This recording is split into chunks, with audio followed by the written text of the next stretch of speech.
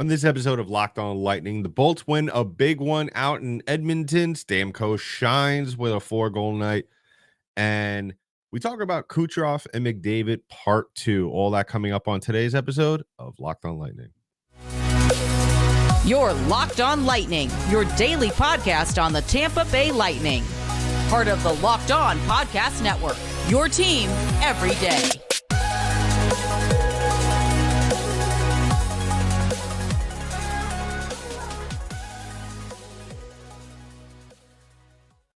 Welcome to another episode of Locked On Lightning, part of the Locked On Podcast Network, your team every day. I'm your host, Adam Danker. Thank you for joining us on this episode of Locked On Lightning. On today's episode of Locked On Lightning, we are talking about last night's stunner of a game, a great comeback, a great game all around out in Edmonton.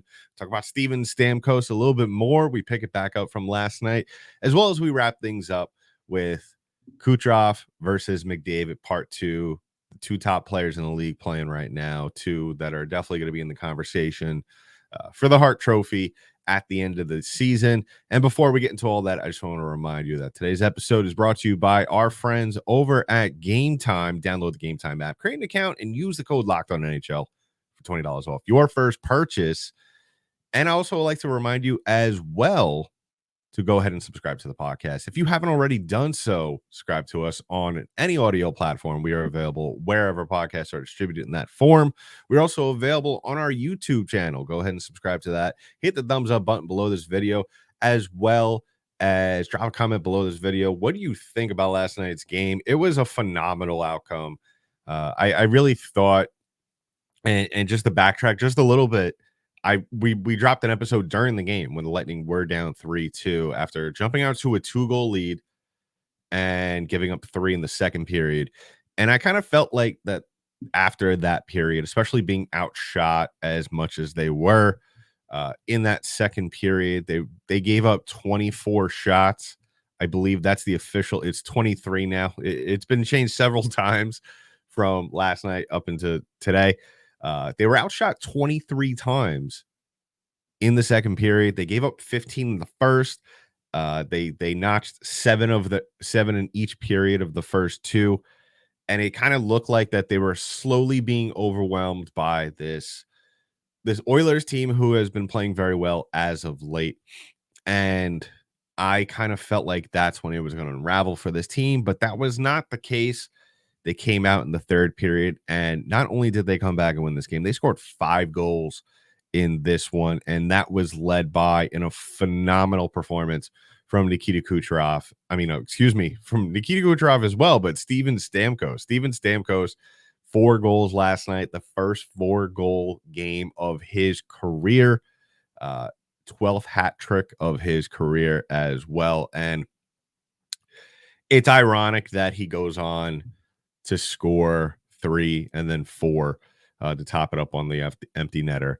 And it's ironic because if you listen to last night's episode, I had to bring up the unpleasant conversation of should the Lightning trade him if they don't reach a contract agreement at some point this year. And a listener did comment on that video, and I'm kind of inclined to believe what they said as well. I mean, it could go a number of ways for this team, and I think it's all dependent on what happens throughout the course of the year. Not only it's dependent on very many things. It's dependent on the overall performance of this team.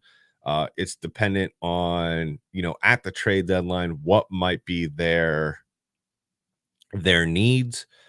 They don't, as we all know, they don't really have many assets that they could really do away with at this point. So, draft picks are kind of out of the picture of giving up. I mean, they can, in reality, I think, still give draft picks, but obviously the Lightning still probably don't want to do that. I think they're now in the stage of gathering draft picks after really not having a first round draft pick the last couple of years. And it's also dependent on Steven Stamkos, how he's playing and if he could be able to make a consistent contribution to this team. But last night, there was no question about his contribution. He was the top player in the game, had shades of 2011, 2012, back to his 60-goal season. And I have to say, as much criticism as I have given him, it was one of those moments that, we don't get very often from him anymore, at least, where you get your top player, your captain, your number one guy on your team in terms of the hierarchy, and he just puts you on his back. And he was it like I said, it was shades of his 60 goal season. And that's something that I really miss from his game.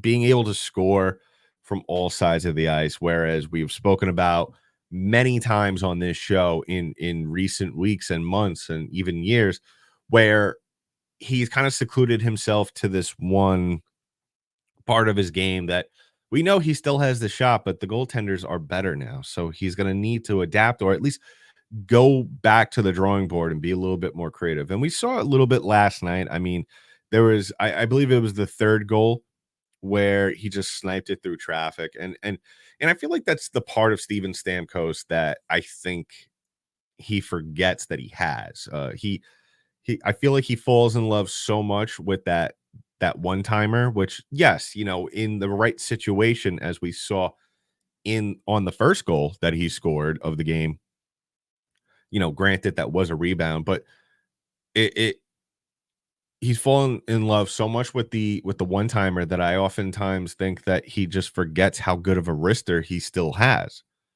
And I think that's the thing that really hurts his case when we're talking about his value to this team. And when you and we all know, and I've spoken about this throughout the course of the summer as well, when we're looking at contract negotiations, and you're always going to have one side that's going to walk out of that's not going to be 100% happy. Especially, it more times than not, it's the player, where unless you're an absolute star player, and you're very much in the prime of your career, and you're going to, if you ask for this dollar amount, as long as it works in terms of the salary cap, you're going to get that number. Steven Stamkos, different scenario, kind of on the going down the hill of the other side of the hill of the peak of his career. And that's where feelings start to get hurt, because he still feels like he has it. The Lightning are looking out for their future, and they don't necessarily feel like maybe they have a number. But like I said, a listener did bring it up that most likely the scenario is now, which is fine. But at the same time, I'm more so collect assets, get what you can from any pieces that aren't going to be with you next year, or have a feeling, because that's why I made it so imperative last night that the Lightning need to figure out, is Steven Stamkos here for the long run? Is he here to stay? Is he going to be here for the rest of his career? Or is he walking at the end of the season? And I know he may not even know what is going to happen at the end of the season, but at the same time, I'm sure him and his agent are having conversations. I'm sure they are evaluating their options. And I'm sure that conversation has come up, or that topic has come up at one point between the two. And that's how I look at it. But most likely, it looks like right now, which I don't agree with, the Lightning are in the thought process of maybe just waiting till the end of the season, after the season is over, because they feel, at least in their minds, that this is still a dynasty, which it is. I still feel like if the Lightning do win the cup this year, you could still be able to consider it part of a dynasty, because you still have the group, that main group of guys together. And that's all good and fine. But at the same time, if the Lightning do hypothetically go on to win the cup, right? How much, unless he wins the Conn Smythe and, is the top goal scorer or point getter or whatever, or really just plays a huge part of that success, is he still worth what he thinks he's going to get? Are the Lightning going to overvalue him? That's the question that remains. I feel like at the same, I look at it this way. If what why should the Lightning leave themselves open to that? And I know you want to do right by him, but at the same time, and it goes both ways here, people. Stamkos could be leaving himself open for his value to go down. I mean, yeah, he had a great night last night, and I'm not trying to be negative here about him. I want him back as much as anybody, but for the right price. I don't want the Lightning to have to get rid of or not be able to sign other players in the future that may be a bigger part of the future plans, to sacrifice that because they can't fit them into the cap space because they're paying 91 X amount of money for really 3-4 more years of production, where we have no idea. Nothing is guaranteed with him. Because like I've stated many times, he is turning 34 in February. Yes, that still is relatively young. I mean, guys are now playing into their early 40s these days, late 30s, and having success here and there. But at the same time, unfortunately, I hate to use this card. We all know Stamkos as his career with injuries, his struggles with injuries, and I feel like that adds miles to the tire tread.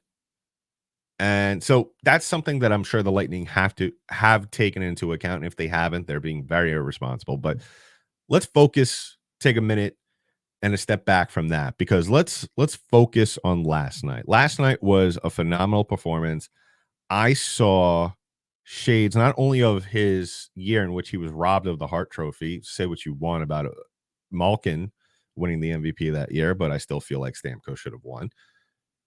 Not only did we see shades of Stamkos from that year where he looked like he could have scored from anywhere on the ice, that was a good sign for Tampa Bay as well as Stamkos, as long as it continues, because it shows you that he could still do that when he wants to, when he has that open mind. Like I said, I don't feel like he has that open mind on most nights. Most nights, it's just, let me set up and go from there. But a great night from him. I hope to see more of this in the future, not necessarily 4-goal nights or whatever the case may be. I still think that he could at least get those looks or give himself those looks, because it is there. It's not like this just fell out of the sky for him. So let me know in the comments below what you think about that. I think that, Stamkos, if he wants to have more success, he's going to have to get creative. That's really all it comes down to. But a phenomenal night, a comeback win for the Tampa Bay Lightning, spearheaded by 91 on a 4-goal night, a career night for him, as well as getting 200 career power plays, reaching that number. Only 100 away from Ovechkin. I think maybe if he stays healthy and productive, possibly at the rate he scores power play goals, possibly. So coming up next, we'll talk about the Bolts' defensive woes from last night. We'll talk about that, especially a very troubling play that happened last night on one of the goals. I'll give you a hint. It's on the Darnell Nurse goal. We'll talk about that in just a little bit. But first, I want to talk about one of today's sponsors, and that is our friends over at Game Time. Now, listen, the holiday season is here, people. Now, whether you're looking for the perfect gift for someone, whether it be at a sporting event, comedy show, whatever event, Game Time's got your back, because they are the easiest way to buy tickets out there. Okay, you shouldn't have to worry when you're buying tickets for the next event, with killer last minute deals, all in prices, views from your seat, and their best price guarantee. Game Time takes the guesswork out of buying tickets. So not only do you get what you pay for up front, you get to see what you're paying for. No more. Gone are the days of where you show up to your seat and boom, you're sitting behind a pillar. Don't have to worry about that. Gone are the days of obstructed seating. All right. You could see the view from your seat before you buy, so you know exactly what to expect when you arrive, all in prices. So you show your total upfront, so you know you're getting a great deal without hidden fees. Buy tickets in seconds with 2 taps. You don't have to worry about, scrambling before the opening puck drop or the first pitch to worry about getting your tickets in your email and going throughout that process. No. They go right to your email right away and to the app as well. Game Time has deals on tickets right up to the start of the event, and even an hour after it starts. It's the place to find last minute deals. So take the guesswork out of buying tickets with Game Time. Download the app, create an account, and use the code LOCKEDONNHL for $20 off your first purchase. Terms apply. Again, create an account and redeem the code LOCKEDONNHL for $20 off. Download Game Time today. Last minute tickets, lowest price guaranteed. So as always, I want to thank everybody for making us your first listen of the day. And if you haven't already done so, please go ahead and subscribe to the podcast. Give us a follow wherever podcasts are distributed in audio form, as well as on our YouTube channel. Go there. You could comment below this video. Let us know. Stamkos, is this just a flash in a pan performance? Can we expect at least maybe a tenth of what we saw last night going forward in terms of not so much the point collection or the goal collection, whatever you want to call it, just the overall. I feel like he came into last night's game with just a little bit more pep in his step, a little more giddy up in his stride. Uh, you saw the wheels turning here and there. It's kind of most nights we kind of see him take a back seat to Cooch and Point and all those other guys. But I feel like, you know what?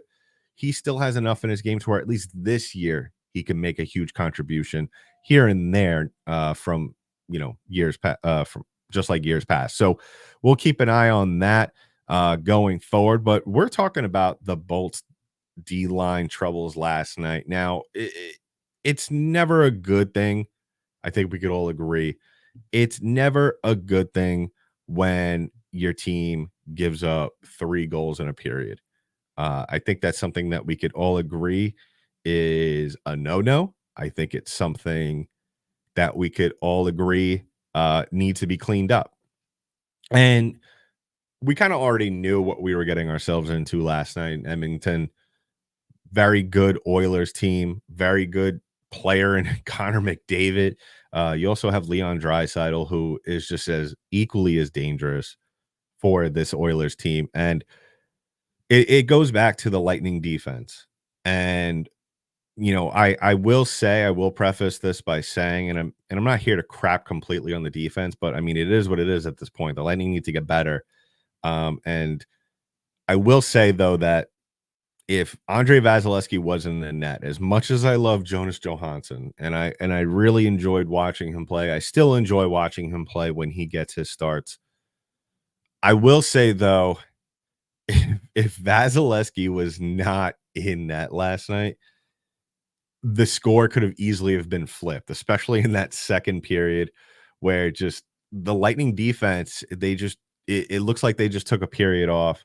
And if you don't have an elite goaltender like Vasilevsky in net making the saves he did, even early on, this could have been very ugly, and this could have been a very bad night for the Tampa Bay Lightning. And thank goodness for 88 and that he's back, and it seems like he's back to himself.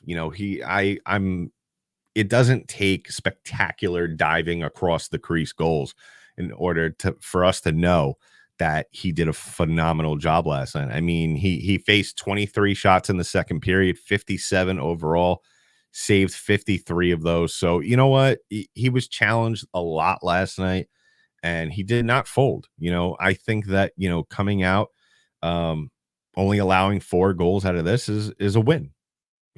Other than the fact that they actually did win. But obviously the concerning thing is the Lightning defense. And the thing that I think we could sum up from last night with the Lightning defensive struggles and just them not being able to get the job done on a nightly basis is the Darnell Nurse goal. And it's been one of the most disappointing things to see to me, for me to see all season long has been Mikhail Sergachev just not being able to consistently rise to the occasion. We've spoken about this for the last 3-4 seasons with him, is that he has the potential to play both sides. He has the potential to be a 200-foot defenseman. I'm not saying he's going to be Cal McCarr or Miro Heiskanen, but he's going to be a guy that could score a little bit, run a power play, and at the same time play defense. And we've seen flashes of it this year with him where he's been able to play defense and make good defensive decisions. But on that break with Darnell Nurse, just going back, I mean, Darnell Nurse hits the blue line on the zone entry. And once Nurse gets by him and on the play, let me just tell you that Sergachev is just back skating the entire time. Which you're supposed to do. But, at a certain point when Nurse is coming at you with a full head of steam, I know you got to do something to stop his momentum. That's really what it comes down to. You got to do something to stop his momentum, whether it be, whether stand him up, throw an elbow into him, as long as you're not, doing interference on that, but do something that you could just hold the guy up, because it's not like we're talking about, a crazy offensive defenseman here. We're talking about Darnell Nurse, who, yes, I would love to have him in a Lightning uniform, but he's not a guy that really should blow by Mikhail Sergachev on a play. And at once Sergachev figured it out that he had to turn and skate forward, turn his body around and try and do something to hold him up. Nurse was already in front of Vasilevsky, and yeah, Vasilevsky, I would have loved to have seen him make a great save on that, but it didn't happen. I mean, he kind of was left out to dry by his teammate on that. So, not a very good look for Mikhail Sergachev on that. And especially for a guy who's just gotten an extension not too long ago. But that really sums up the Lightning defense. We need to do better as a core, and we just haven't seen it consistently. And that's when the Lightning really do suffer, because, you still have an offensive forward line that is still trying to figure it out. On top of that, Victor Hedman missing his second straight game with an upper body injury.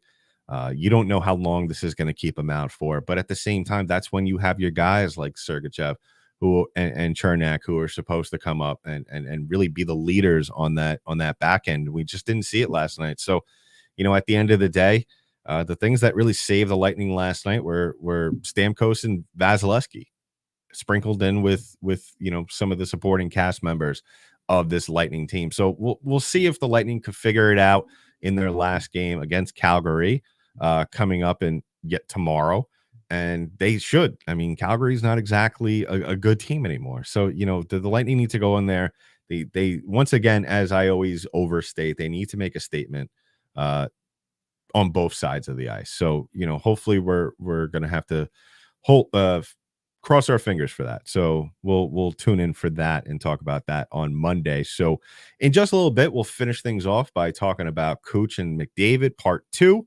What does this mean, for the MVP conversation, as well as at the same time, does it have any effect on the MVP conversation? I just love to have this conversation, especially because, Lightning fans, if you didn't know, on our YouTube channel, our last video or a couple of videos ago, I was talking about Cooch as possible MVP, and someone came in and called me biased. So we'll address all of that in just a bit. But first, we're wrapping things up with our friends and sponsors over at FanDuel. Now, FanDuel is America's #1 sportsbook. And as the weather gets colder, the NFL offers stay hot on FanDuel right now. New customers get $150 in bonus bets with any winning $5 money line bet. That's $150 if your team wins. If you've been thinking about joining FanDuel, there's no better time to get in on the action. The app is so easy to use. There's a wider range of betting options, including spreads, player props, over-unders, and more. So visit FanDuel.com/locked-on and kick off the NFL season. FanDuel, the official partner of the NFL. So wrapping things up on the show, as always, I want to thank you all for making us your first listen on this episode of Locked On Lightning, part of Locked On Podcast Network, your team every day. And I just want to say, thank you for subscribing. And if you haven't already done so, what are you doing? Go ahead, subscribe to the podcast, whether it be on an audio platform or on our YouTube channel. And if you want to reach out to me directly, you could go on Twitter at DankyDank, DENKYD8NK. You could tweet to me, or you could DM me on the side. If you want to ask a question that I could answer on the show, I'm more than welcome to do that. You could also drop it below this episode as well. So last night we got Kucherov versus Stamkos part 2, and the Lightning thankfully won both matchups. Good thing for that. It's one of those things where, and I've spoken about it numerous times here on the show, I hate playing the Oilers. I really do. And the big part of it obviously is because of Connor McDavid, but it seems as though for the most part, I mean, that goal last night was a little bit of a fluke. It was just a weird, I don't know. I mean, I don't know how many goaltenders could really stop that, just the way he scored. And it wasn't like a spectacular goal or a spectacular shot. It was just, he kind of just got tied up on the rush and he just chipped it in on his forehand with his left hand, I believe it was, with one arm. And it is what it is, but you know what? I look at it this way with McDavid, it could be so much worse. And we could be here talking about him having a similar performance to what we saw last night from Stamkos. But I always like when we see MVP candidates play against each other. It's one of those things where, we always you see it in every sport where whether it be football, where, in the early days was who was better, Brady or Peyton. Uh Now, LeBron or KD, if you even I don't really follow basketball that much, but hockey, whether it be McDavid or McKinnon, stuff like that. So I always like it, even though it really probably doesn't have that much of an effect on the actual input of who eventually does win it. I don't think it's something that people, when they're deciding who to cash their first place place vote for in the Hart Trophy conversation. I don't think it's something that is really taken into an account. But then again, it's fun to talk about. So we're going to talk about it. I feel like, and I was cold biased for this. I said on a previous episode that I thought that Nikita Kucherov was the best player in the NHL, and he 100% is. I know that Connor McDavid is phenomenal. He's all worldly. Yes, we get it. He's really the face of the NHL right now. It's just unfortunate that he plays for a terrible team and a team that's probably never going to win a Stanley Cup. But at the same time, stats are stats. Cooch has been rocking it this year. He's the first player in the NHL for 50 points. Last time I checked, he's also still leading the league in goals. And listen, stats don't lie. And the effect that Cooch had on this team as opposed to McDavid on Edmonton, it's different scenarios, and I know that's going to be a part of the conversation as well, because you look at McDavid's effect on the Oilers, and a lot of people will say, without McDavid, this team would be 32nd in the league probably, or 31st. I think they were 30th actually last time I checked. But at the same time, you look at the Lightning, you look at Cooch of what he does on a nightly basis with the Lightning, and I I look at it and say, listen, especially the months where Vasilevsky was out, one could very well make the case that if Kucherov is out or just not playing nearly anywhere near the level he's playing right now, you could easily say the same thing, that, the Lightning could be further down. They could be further out of the playoff conversation. And those are facts, my friend. And I'm not only talking to the person who said I was biased, that saying that Cooch was better than McDavid. I mean, you look at the whole body of work. If you call me biased for saying that that Cooch is better than McDavid, clearly you haven't been watching Kucherov all season long. And I, it's a complicated situation because we could spend all episode talking about Hart Trophy conversations and trophy voting here and there, because I still firmly believe in 11 and 12 when Stamkos has 60 goals, even though he still finishes second place in the Hart Trophy. I think he was robbed, and if we continue to go on throughout the course of the season talking like that, saying that McDavid is still better, yes, he's still the face of the NHL, doesn't mean he is automatically going to win the MVP every single year. I just think that kind of thinking is ridiculous. But to sit there, excuse me, and say that McDavid is automatically better than Cooch, even though he missed like 2 weeks, is ridiculous to me, because you look at what Cooch is doing. I mean, he's scoring at a phenomenal rate right now. Is he going to get up to the level and points that McDavid had last year? No, absolutely not. I don't think that's possible. I mean, who knows at this point? But you look at their head-to-heads. You look at what they mean to their teams. And especially looking last night, I mean, Kucherov scored a McDavid-esque goal last night on a break. I believe it was CC. He made CC look stupid on that. What more proof does one need to give this guy his flowers? Because that's the thing. I feel like the voting is the bias against the Lightning is so ridiculous, because everyone looks at Lightning players and say, well, guess what? They're playing good because of X, Y, and Z players. And yeah, that might be true. But at the same time, one can make the case that McDavid is great. There's no doubt about that. But his numbers are also inflated because really the only coherent offensive weapon he has on his team on a nightly basis is Leon Draisaitl, and Draisaitl's not having a crazy year either. So there you go. There's your counter argument right there. Let me know in the comments below, because I know this is gonna open up a whole can of worms. But I love this. I love this stuff, and I'm sure it's a conversation as long as Cooch keeps on playing the way he's playing. This is a conversation that is going to be had for the entirety of the season.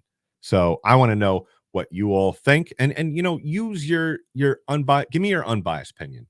Lightning fans as well as hockey fans, and I'm sure we're going to get a lot of Oiler fans commenting this on this as well. So yeah, I mean, it's whatever argument you make for the other, I don't necessarily think is a wrong argument, because you can't really say a bad thing about any of these players either, how they've played thus far. And I don't necessarily think a guy should be penalized votes just because he missed 2 weeks. I mean, he kind of made up for it in terms of what he's done recently. So I think that each guy has a fair shot and should get a fair shake for the trophy and the consideration as well.